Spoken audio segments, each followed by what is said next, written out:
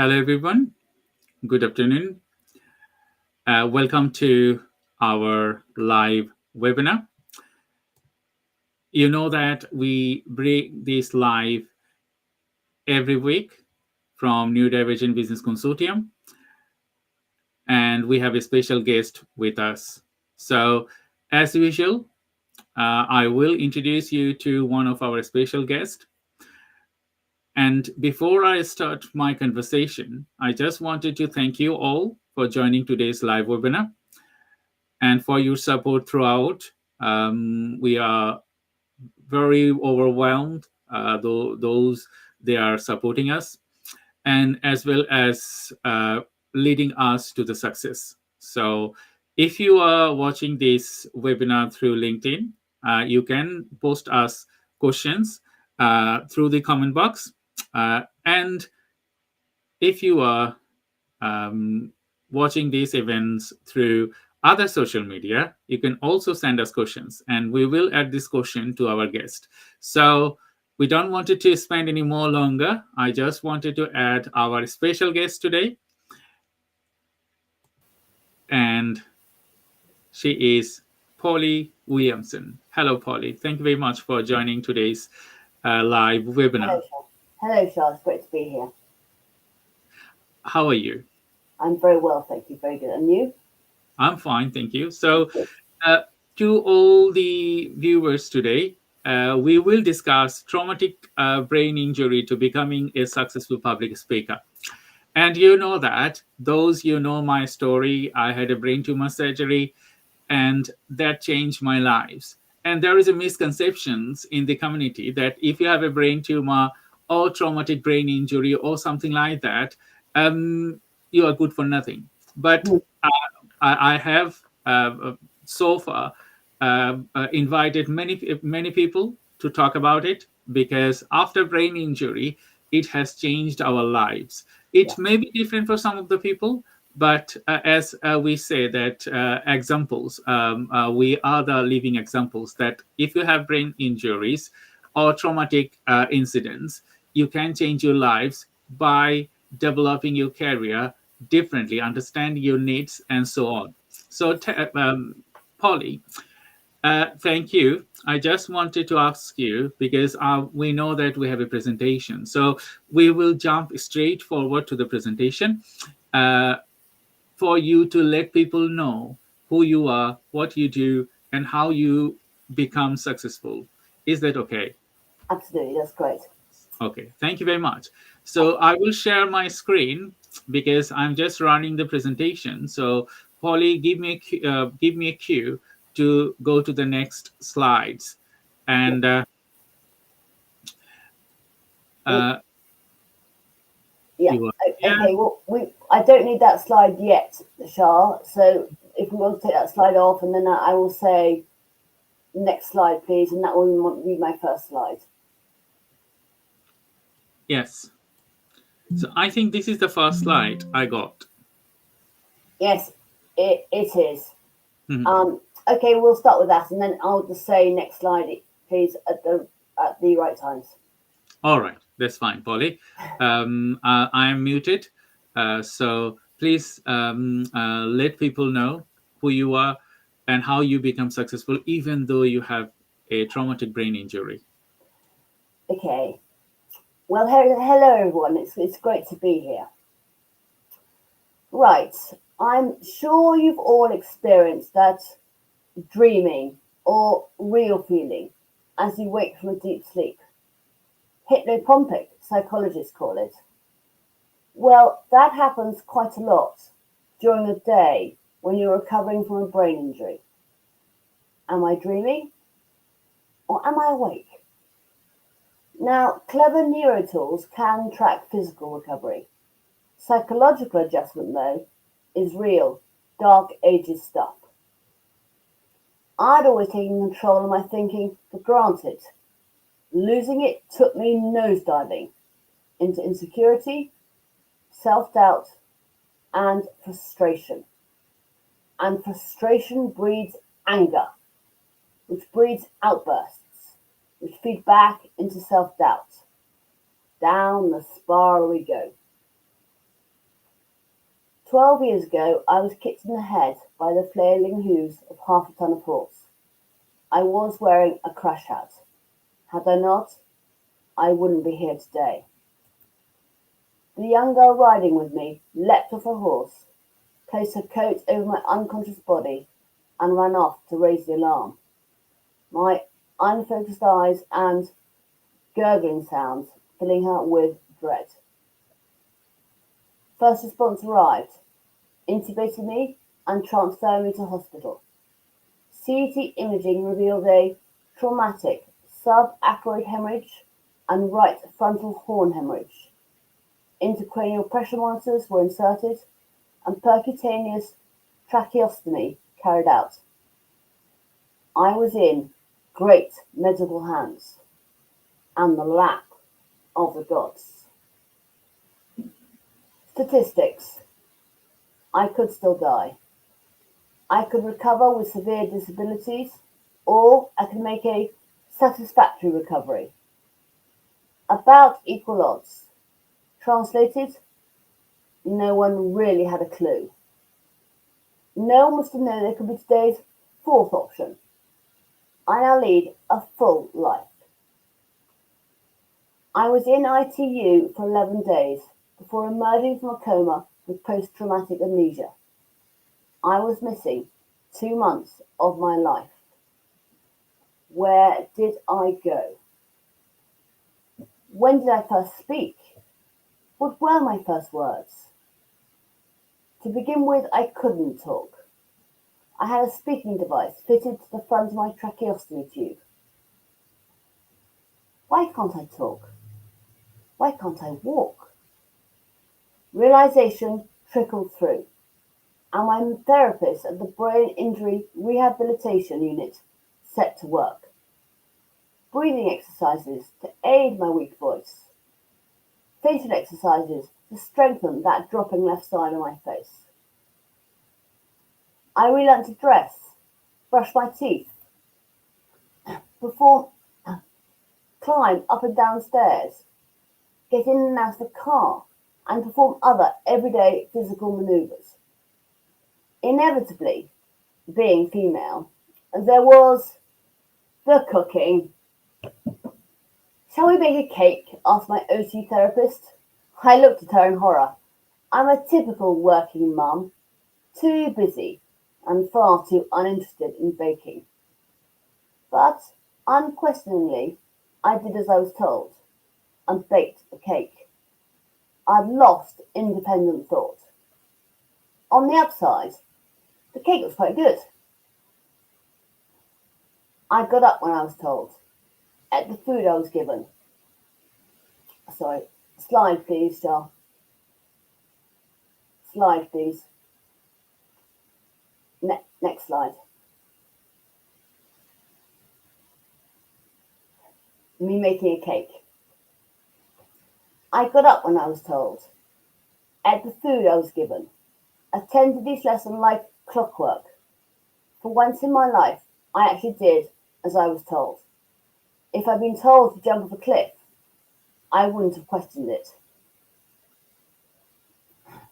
We were also advised to write up a list of goals. One of my first goals was to read a bedtime story to my 2-year-old child. How difficult can that be? Well, for starters, I had to relearn how to talk. My therapist set to work. Secondly, I needed a plan. 1. Sit in a position where my balance was secure. 2. Complete exercises to warm up my facial muscles. 3. Let my child choose a story, so if I struggled to pronounce a word, his concentration was less likely to waver. 4. Be patient. This was a journey of recovery, not a moment in time. That was how basic my life was a decade ago, needing a plan to read a bedtime story to my 2-year-old child. The daily speech and language sessions were invaluable. Correct breathing from the diaphragm, something I'd been taught when struggling to cope with my nerves competing for my country. competing for my country, winning gold medals. Slide, please.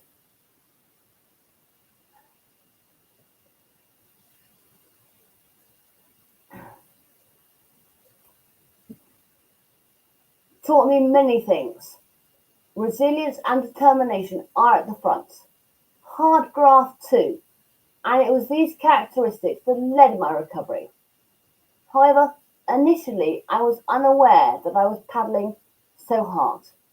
Psychologically, I was lost in a confusing maze, unable to relate to who or what I was. I'd lost my identity. One of my latter speech lessons, my therapist had discovered a video of an interview I gave pre-accident. I saw my image, had exclaimed, "Oh, that's me." But inside my head I'd replied, "No, that's you before. That person is no more." And with this loss of identity, I came home, genuinely believing I was someone different. Someone who could no longer run a business, drive a car, ride a horse, or even look after her children. My self-doubt that spilled over into frustration, and I would yell at my husband, "I'm going to change my name. Polly is no more." Slide, please.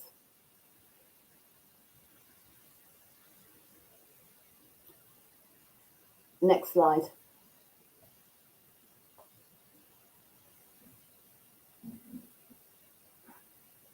So, how did I recover? It took a while. My brain worked on an unknown channel, and my senses were exaggerated, hearing amplified. I clearly heard every creak, every squeak in the house, and my sense of smell. When my husband had a sore throat, the smell of infection hit my nostrils. "I think it's infected.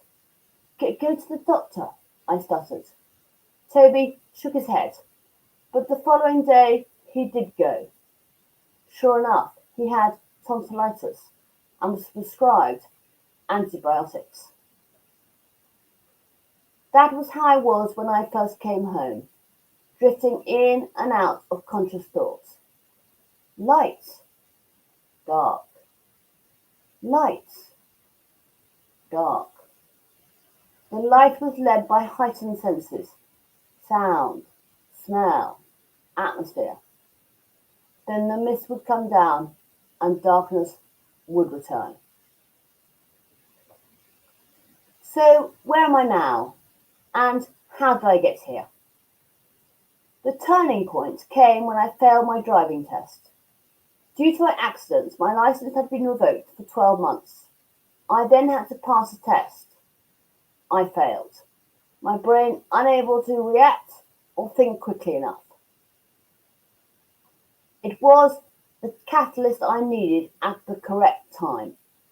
This mattered, and I didn't like failing. Suddenly, I had a focus, a goal to aim for, and my determination kicked in. Furthermore, I was aware of it. I searched for a good instructor, booked lessons, bought L plates, and practiced some more. I wanted my license, so I would work. My next test, I passed, and my resilience was on a roll. I worked and I worked, constantly looking for challenges. Built up my equestrian training business, ran a half marathon, and even wrote a book. Slide, please.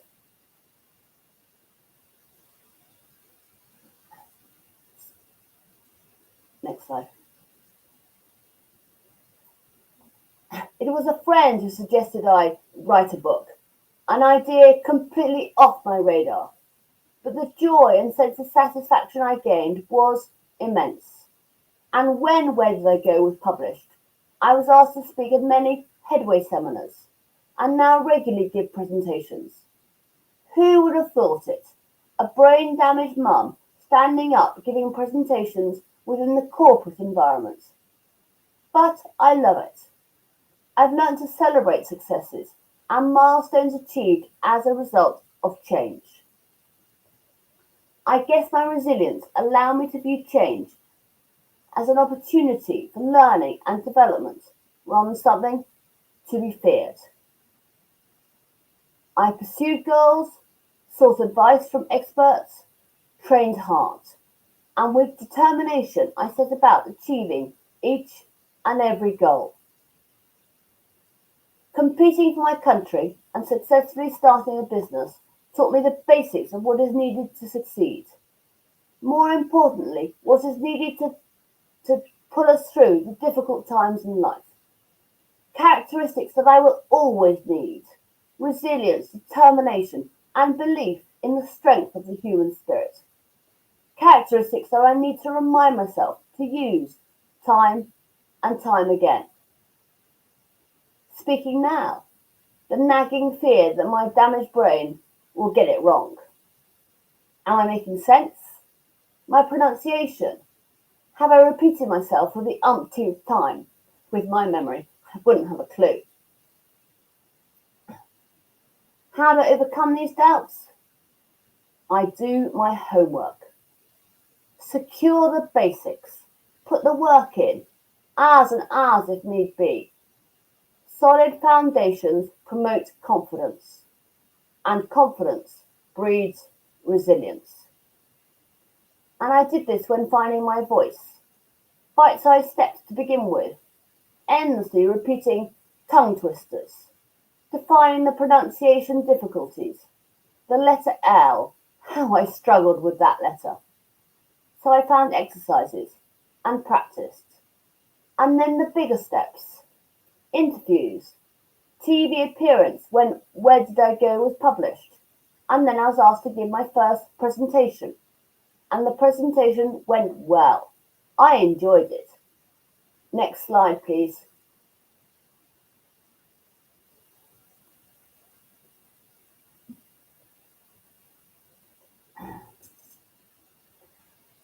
Now I wish to improve.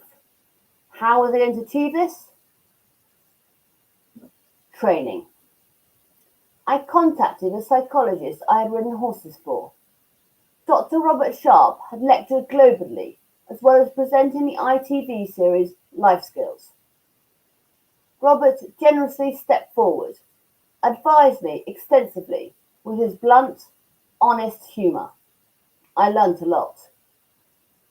I attended sessions at Bristol Central Speakers. Each week I drove 40 minutes and watched, listened, and learnt. And now I love giving presentations within the corporate sector and for charities. It's not so very different from entering a sporting arena and giving your best. Slide, please.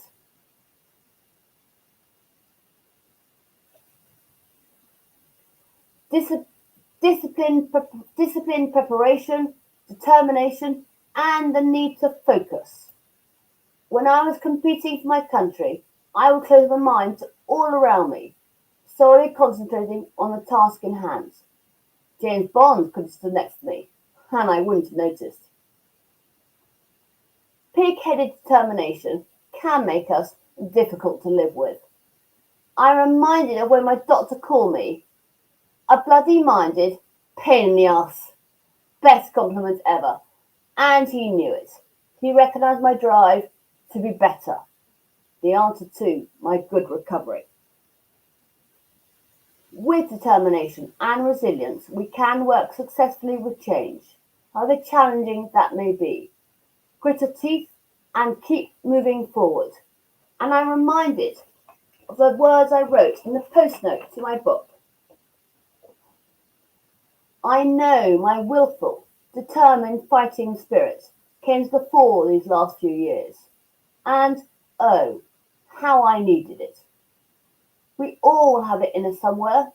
We just have to seek it out, find it, and use it. And work with weaknesses.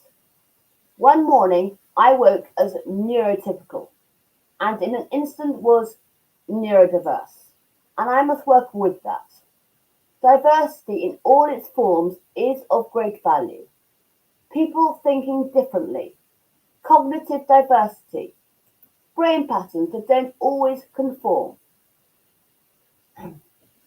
New and unfettered thinking can make any business or organization great, and the neurodiverse mind must have something to offer in this equation. Initially, I couldn't talk, couldn't walk, couldn't coherently think, but with the strength of the human spirit, I forged a new path forwards. Next slide, please.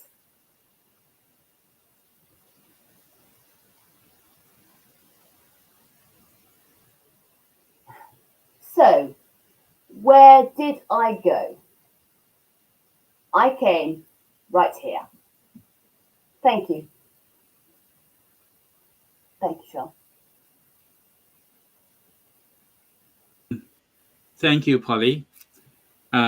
It was a great experience to talk to you about this. You know, when I talk to people, sometimes people underestimate your capacity. Um, and that really don't bother me, because why? Uh, I know my capacity, Yeah. and even I have disabilities after my brain tumor surgery. The story you were telling, it's just shadowed me, because when I cannot pronounce certain words, people mock at me. Okay, still people do, because they Yeah. don't know. Okay, like I cannot pronounce shit well. So if I say shit, it means shit, not a pepper. Okay, and there are lots of pronunciation that I cannot do after my brain tumor surgery. But I tell them that I cannot pronounce it, it Yeah. doesn't Yeah. mean Yeah. that I cannot work properly. Mhm. Um, they don't know.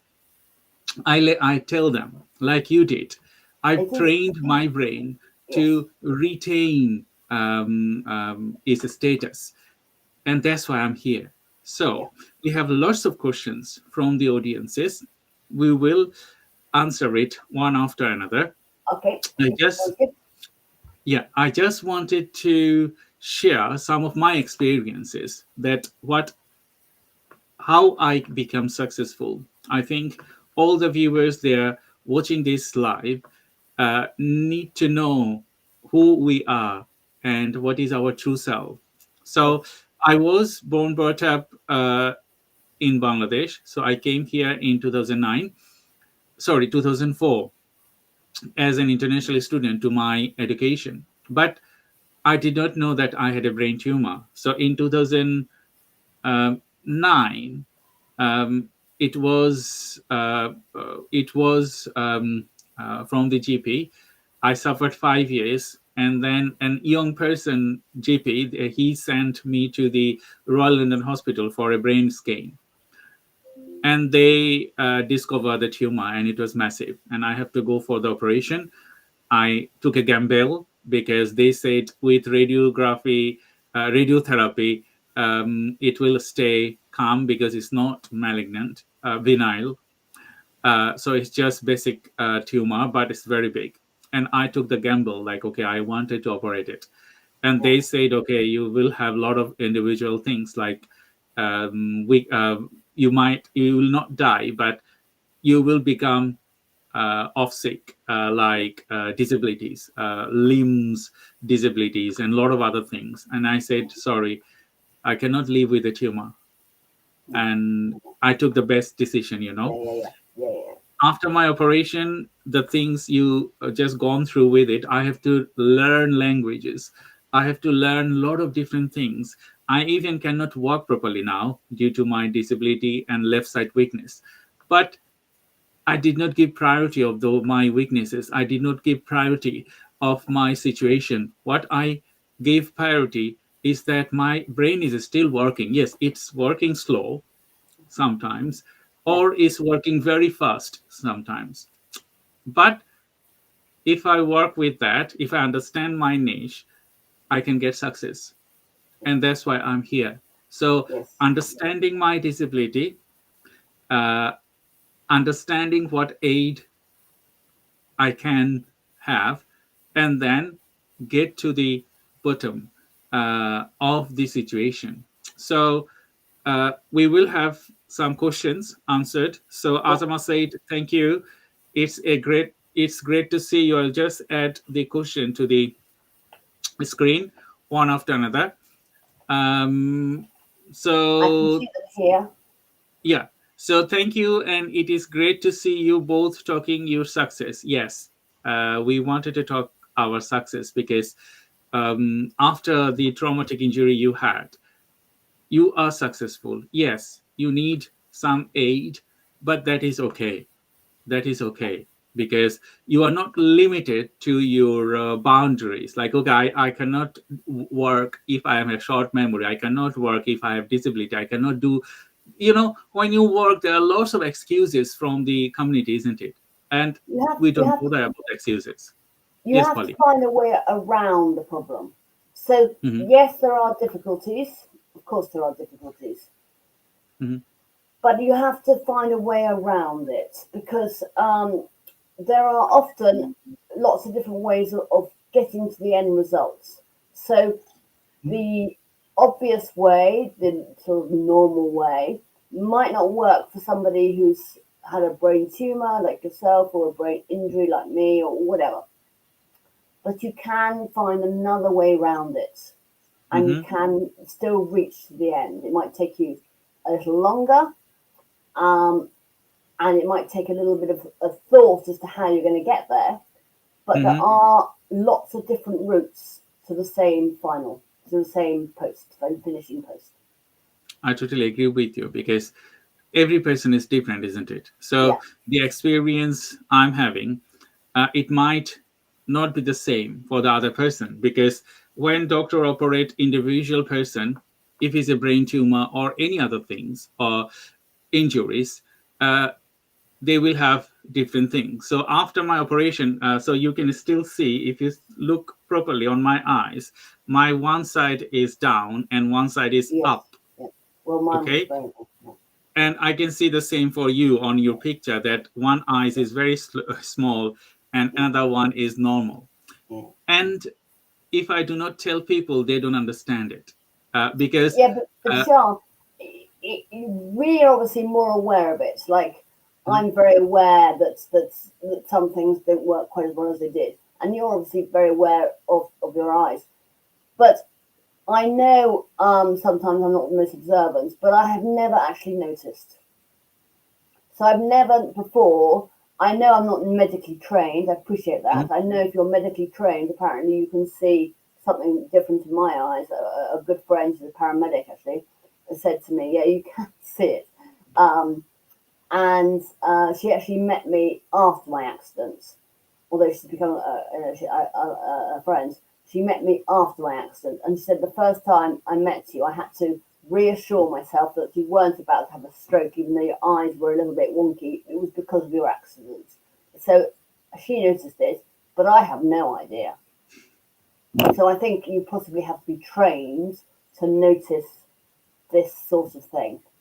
yeah, I totally agree with But you. of course, we are more aware of it because it's ourselves, it's us personally. So we are. I mean, I'm often thinking, God, person must think I'm an absolute idiot because my brain couldn't answer their questions straight away, you know. But I'm always questioning myself. I'm always thinking, am I working correctly? Am I working normally? So I'm always, yeah, I do tend to doubt myself. I think that does happen. Thank you, Polly. So thank you everyone who is joining this live webinar. We're going to be talking more and answering your questions, and we appreciate your support and your contribution to us. So if you wanted to ask us any more questions, you can ask us through the comment box, and we will try to answer one after another. So the next question I have from Redwan, uh, he asked, how has your experience with traumatic brain injury shaped your view on resilience and mental strength? Well, I come from originally, came from the horsey world, and horsey people, to succeed within the horse sport, you do have to be pretty resilient because it's mighty tough. Um, I think one of my biggest problems was when I had my accident, I didn't know who I was, so I couldn't relate my myself, my new self, my brain damaged self, to my original self. I just couldn't relate to it. I was completely lost. So I had to almost refine that resilience and that determination. And um, I definitely, to do that, I used to give myself goals, and making sure I had realistic goals. In other words, not goals like I'm going to suddenly do a parachute jump or something like that. Although maybe I could do a parachute jump, but it was more realistic goals. Mind you, writing my own book was probably not that realistic, but actually it was hugely cathartic and a success. Um, has it changed my views on resilience and determination? It's probably made me understand how important having having that resilience and determination is, and that with that resilience and determination, it is possible to find a way through a very difficult stage in life, or a difficult happening for all of us. And it's probably enhanced my belief that having resilience, gritting your teeth, and just getting on with it, um, is so important, and we need to do that just in a day-to-day life, um, to go to work every day and be resilient when things are tough, and within our family environments, there'll be something that happens within our family that's really not great, and you have to be resilient to cope with that and find a path through. So certainly my brain injury has certainly enhanced my belief that resilience and determination are key characteristics to a good life. Thank you, Polly. And thank you, Redwan, for asking this question.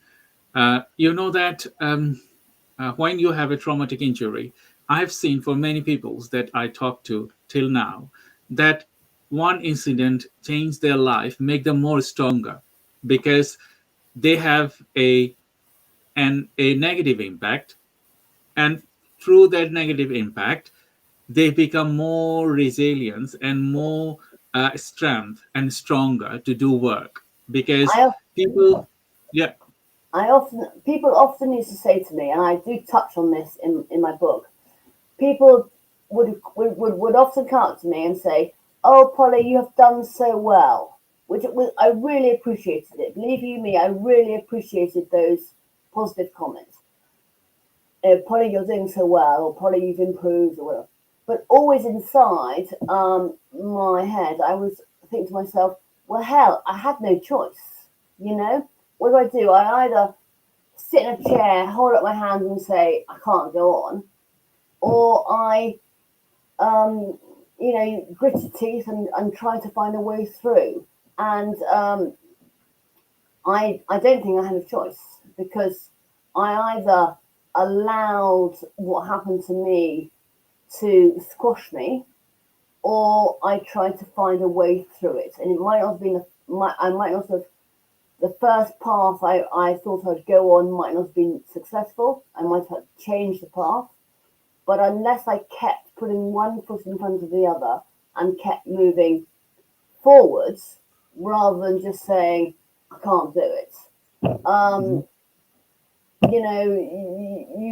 you have no choice, because we have to get on with it. We have to I get on with totally it. agree with you, Polly. Um, in my options and my I did not have any options, because after my brain injury, I was just brain surgery. I was just newly married. So I married in February 2009, and my brain tumor was removed in December. So my wife, when she came here from Bangladesh, um, it was a real shock to her, Yeah. because you just married a person who has a brain tumor, and and you know that it's been upside down for her and Yeah. myself. And another thing was that that time I did not have recourse of public funds because I was an international student. Hmm. So Hmm. with a lot of things, the mental health and a lot of other things, it wasn't positive for me. But Yeah. those negative attitudes, those negative things changed my life who I am now. Because if Yeah. that wouldn't happen, I wouldn't myself. Okay. So that was my fortune. I would say that I had a brain tumor and it was removed successfully. Yes, I have disabilities, limbs problems, and a lot of other things, brain problems, but that did not limit me who I am. No. No. So it's great that I talked to you, and you know that we collaborating for a few months now, planning for this webinar. And I just wanted to ask people, all the listeners, our viewers, if you wanted to share your stories, feel free to contact me or Polly. You will be glad that you can talk to us, because there is endless possibility what you can do after your brain surgery. And you can see Polly and me, both of us are successful. Even when I start my live webinar, people say, okay, you cannot talk, you cannot pronounce, how can you do live webinar? I said, okay, stop there, let me try. Yeah. If I fail, I will know I fail. But until I You, try, I know. exactly. You can't fail. You can't fail unless you try. So let's just get on and try, Yeah. because Yes. you have to try. So we have our next questions from Raihan. In what ways do you think sharing your journey has helped others who are going through similar challenges? Um, a, the book I wrote, obviously it was cathartic for me. I really wanted to do something. I wanted to prove to myself my brain still worked. If I'm honest with you, but I had a lot of people contact me after it's published and saying, "Thank you, this book has really helped me." And then I was at one of my children. They were at primary school at the time. One of their primary school, I don't know what it was, end of term, summer fete or something or other. And one of the parents came up to me and said, "Would you mind talking to my father, please?" And I said, "Of course," and not knowing at all why. And he introduced himself and said, um, "My son just gave me your book to read. My son had had a stroke. He was in his 40s and he'd had a stroke, which is very young to have a stroke. And he gave me your book and he said, um, Dad, read this book. It will help you understand it." And that sort of comment has made me so glad I wrote it, because I think, um, in fact, Headway, the charity Headway, have described it as a useful resource, because although it's not scientific at all, and it's written, um, there are quite a few amusing parts to it. It definitely describes the uncertainty of of somebody who's been through brain injury or brain tumor or brain illness of any sort. You automatically think that um, that you're stupid or you're not as bright or as clever as you were, and that is wrong, because although it might take longer for us to work things out, we still get the same results. Our brains are still as intelligent as they were before. I remember the neurosurgeons telling my family, Polly's injury will not affect her intelligence. So I have to keep reminding myself of that, and uh, that you have to understand that brain injuries, you can get through them. They might be as tough as hell, but you can get through them. And now I'm now being terribly honest, because I'm now thinking to myself, I'm completely going off the trail now because I can't actually remember the question. So that is classic me. I can't remember the original question, so I apologise if I've not quite answered it correctly. No, that's fine. You have answered it well, Polly. It was asked how you influence people with your experience and others. And I know that you are influencing a lot of people. I intend to influence people that, okay, doesn't matter who you are. And you know that I am a Yeah, neurodivergent person. So if you're a neurodivergent person, you have any sort of elements to it, it doesn't matter. no, It doesn't matter you have a brain injury. It doesn't matter what culture you're from. It doesn't matter you can speak English or not. It doesn't matter. A lot of other things. mhm, If you wanted to raise your voice, if you wanted to know something and learn something and to become successful, what you need? You just need determination yes, and be honest with you. You need to trust yourself. If yeah, you don't trust yourself, no one gonna trust you. yeah, So determination, trusting yourself, and as well as get support from your known people. They trust you. So for myself, I turned my life's ups and downs while I was I exited from my graduation due to my brain tumor surgery. I trusted my wives. She told me you can do better because she knew me properly. yeah, My mother, she said you can do better. My mother-in-law, these three women in my life, you can do better.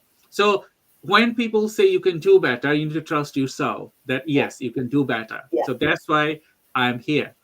Yeah, it is important or very helpful if you have a support system around you that believe in you, Mhm. and believe you can do it. You can get through this. You might not be doing exactly what you were doing before. You might have to change. I don't ride horses. I don't compete horses anymore. Um, so you might have to change. And I certainly pre-accident, I would never have thought of being a keynote speaker. And yet here I am. I've got a presentation next week, for a law firm. Um, and no, I would never have thought of doing that pre-accident. But it has come about because I originally was asked to by the charity Headway, and then I was asked to by a couple of schools, and then it just grew. And basically, we're talking about the importance of determination, resilience, and finding your way through through changes. You can get to the other side. You might have to take a different route, but you can get to the other side. I agree with you because when you trust yourself, you can change the world. And every steps I went through, I returned back to my education after working such a long time in NHS. Um, my supervisors, one of the supervisors, his name is 𝗘𝗃𝗃𝗃𝗃 He said, Shah, you can do better. And he helped me. I did not have any clue that, okay, I would do PhD or anything else because I just had to finish my graduation. He said, Shah, you have a brilliant project. You could do better. That changes my other steps. And then when I went to master's, PhD, individual places, someone told me, Shah, you can do better. trusting me, because Yeah, I trusted myself and I prepare myself to that levels. So that's why you see here I am working with many people, training many people, continue my success with the community. And if you do not trust yourself, no one gonna trust you. no, So no. thank you very much, Raihan, for your question. I hope you have had your answer. So we have another questions that I just wanted to say. Um, can you share any tips for others recovering from traumatic brain injury who might want to, uh, sorry, I cannot pronounce it. Pursue, So yeah, pursue. pursue public speaking and leadership roles. Gosh, as far as public speaking is concerned, after my book was published was how I was initially asked, because obviously I got quite a lot of publicity when the book was published. And the charity Headway asked me to do a couple, and then schools. Um, Getting involved in public speaking is difficult, because I'm now registered with 3 speaking agencies, and they have a wonderful list of former prime ministers, multimillionaires, Olympic gold medal winners, and you name it. So that is difficult. And although the agencies, it's great to get your name onto the agencies, I have found that 90% of my engagements have been word of mouth. So um, it will be through word of mouth, I guess. If you come up with a sort of subject where you would like to concentrate on, and then look to all your contacts, and saying that you would like to start this career, and get some training. I was lucky. I mean, the first few presentations I had no training at all. And I did them literally just off the back. But then Robert Sharp helped me hugely, I have to say. As I said, he's lectured globally, and he gave me a few important tips. And then I went to Bristol Central Speakers, so Toastmasters is the company's called, or I think it's called. And I think Toastmasters are around the country. I think you can, Google your nearest city and Google Toastmasters or Google public speaking, and get a bit of training, so at least you have some knowledge of what is needed. Thank you, Polly. We have another questions. So it is from Zakir. He said, "What strategies did you use to regain confidence after experiencing a traumatic brain injury?" Oh, difficult one. Strategies. My confidence was at an all-time low, I have to say. It was really, really low. And again, this is a clip from a bit from my book. I went to, it was about a year after my accident, no, a bit less, about 9 months after the accident, and I was still walking with a walking stick. Um, and I went to an equestrian competition, and I was heaving my way up the hill towards some cross country fences with my walking stick, and walking towards me was coming a chap called 𝗘𝘃𝗲𝗃𝗫. Now, Toddy, as he's known in the equestrian world, has won 3, if not 4, Olympic gold medals. I mean, he is, within the equestrian world, Mark Todd is king. And Toddy pulled up his horse and said, "Polly, it is so good to see you. How are you?" And I replied, "You tell me," which to Mark must have been like, "What the hell is she? I mean, how am I going to know?" But inside my head, I was saying, "You tell me, because I have no idea. Am I mentally disabled? I don't know. You tell me." And so I got into this habit of saying, when people ask me, how are you? I would say, you tell me. I didn't realize I was saying something completely dollally, but anyway, that's what I did. How did I regain the confidence? Undoubtedly achieving bite-sized steps to begin with. Reading a bedtime story to Jack, my son Jack. That was a big tick. Um, Cooking a Sunday roast, a big tick. Having the coordination to peel potatoes, a big tick. So little by little, I set myself little goals, and they could be minuscule ones to bigger ones, like running a half marathon or completing a half marathon. Running it would be a bit of an exaggeration, but I got round. So I definitely built my confidence by having a list of goals, realistic ones. And in fact, when I was at the rehabilitation unit, they asked us to write up the goals, but they also did short-term goals, long-term goals. So short-term goals was reading a bedtime story to my son. Long-term goals, I think a long-term goal was getting my driving license back, because I couldn't get it for a year, whatever happened. So, and every time I achieved one of those goals, it gave me a feeling of, yeah, okay, I'm done okay. And that obviously helps build your confidence. The confidence does get knocked, and I still have to watch if I've made what I see as an error because of my brain injury. I have to watch it doesn't knock my confidence, but I have to watch also that I haven't just blamed it on my brain injury. It could have been something that I'd done anyway. I could have gone to the supermarket and forgotten my credit card. Hey, and I will instantly think, my injury. I forgot my credit card because of my injury. But let's face it, we can all do silly things. So I shouldn't really use it as an excuse. Thank you, Polly. It was a great pleasure to talking to you, and we just nearly end of our session. I appreciate your support and contribution to the channel.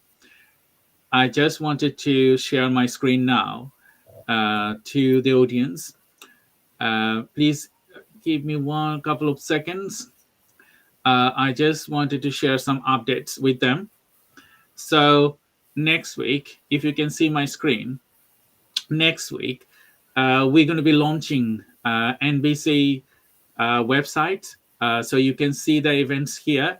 We have two special guests, Veronica Price, and as well as Diane Varron, MBE. We're going to be talking more on creating a global business support network for neurodivergent, disabled, and less able people. So you know that throughout our work with Neurodivergent Business Consortium, we support individuals to get to settle their life, to retain themselves, and get something that they are looking for. The possibilities endless, so we need to continue support them.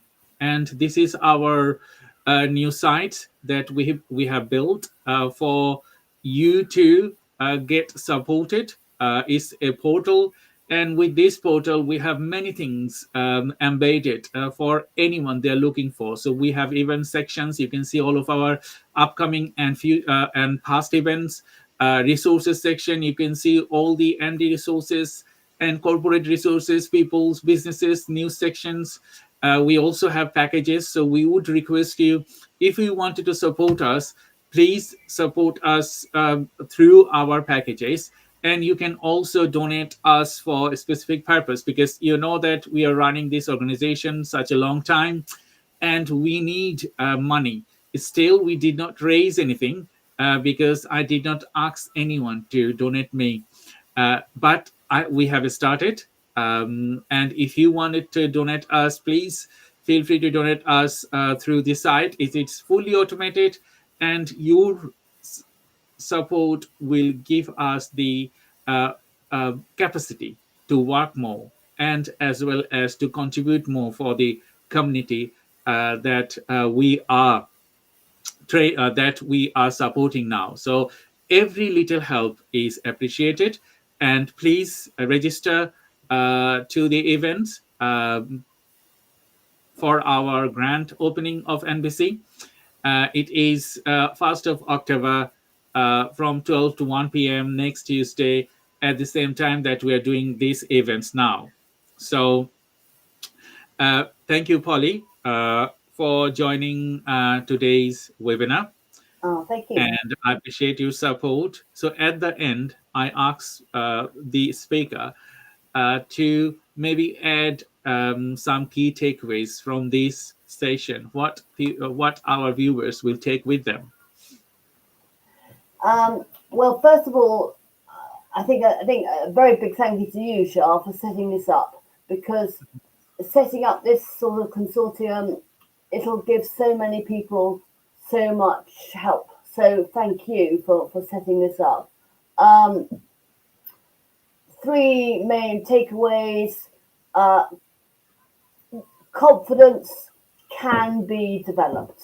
You can develop confidence. We are all stronger than we think. And build resilience. Use tools that can help you to build resilience, and use tools, strategies that can help you. But certainly confidence is so important. It was key to me winning gold medals. It's so important. Thank you, Polly.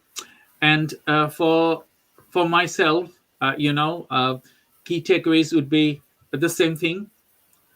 Trust on yourself, because if you do not trust yourself, other people, they are surrounding you, they will not trust yourself. So the way I changed my life is to trust my ability, that okay, I can do it.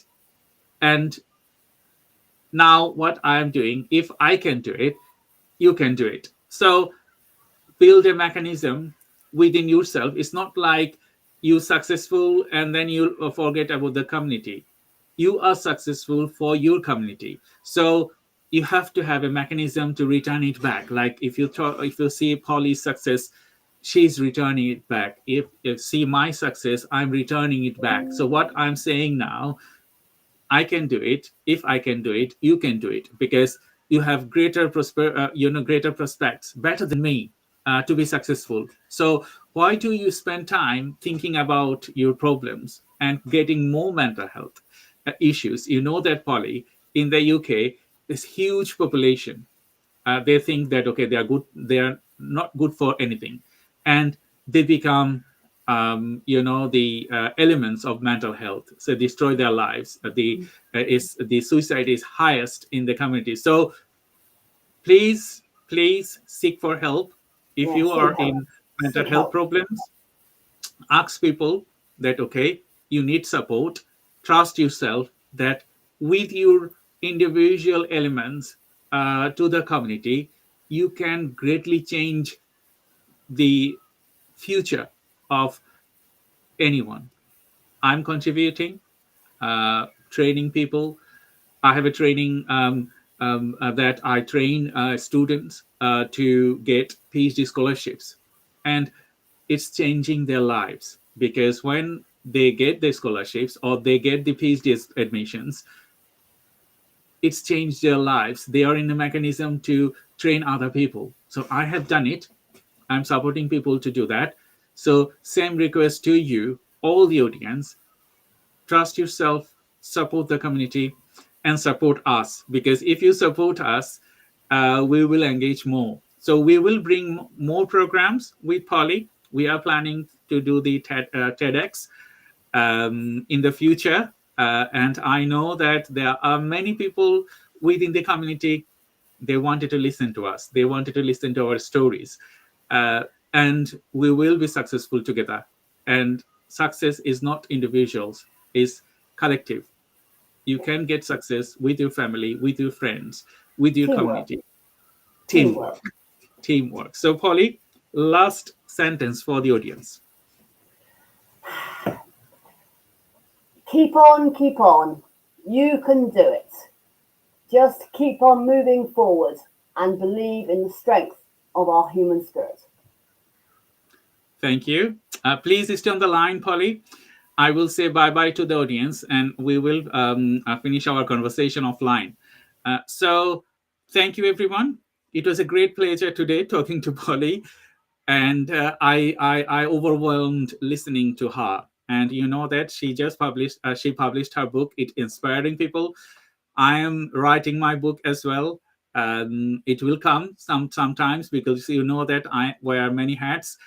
So time is precious to me. So I'm trying to do that, maybe another couple of years.